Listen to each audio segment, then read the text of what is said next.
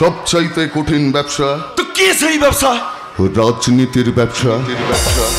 এই ব্যবসাতে দুজনেই খাচ্ছে, মানে পাবলিকও খাচ্ছে আর ভোটে জেতা নেতা মন্ত্রীও খাচ্ছে।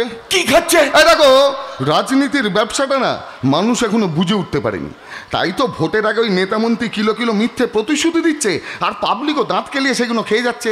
কিন্তু কিন্তু কিন্তু যখন ওই ভোটে জেতার পর একবার ওই এলাকাতে না এসে কোনো প্রতিশ্রুতি পূরণ কোনো নেতা বা মন্ত্রী করে না, তখন পাবলিকের হাতে তাকেও খেতে হয়। পাবলিকের হাতে মার খেয়ে তখন হাতে ব্যান্ডেজ বেঁধে ওই হাসপাতালের বেডে শুয়ে থাকতে হয়।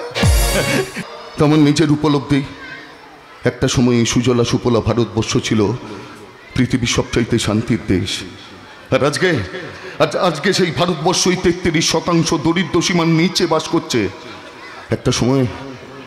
একটা সময় সুজলা সুফলা ভারতবর্ষকে দেখে কবি দ্বিজেন্দ্রলাল রায় লিখেছিলেন, ধন ধান্যে পুষ্পে ভরা আমাদের এই বসুন্ধরা, তাহার মাঝে আছে দেশে সকল দেশের সেরা, স্বপ্ন দিয়ে তৈরি সে দেশ, স্মৃতি দিয়ে ঘেরা।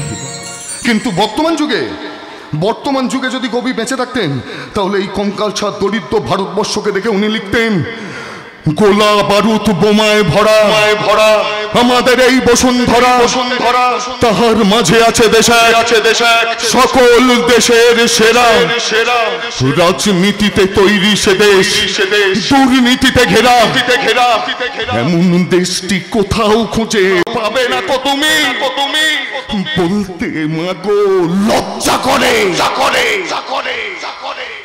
এ আমার জন্মভূমি, এ আমার জন্মভূমি, এ আমার জন্মভূমি।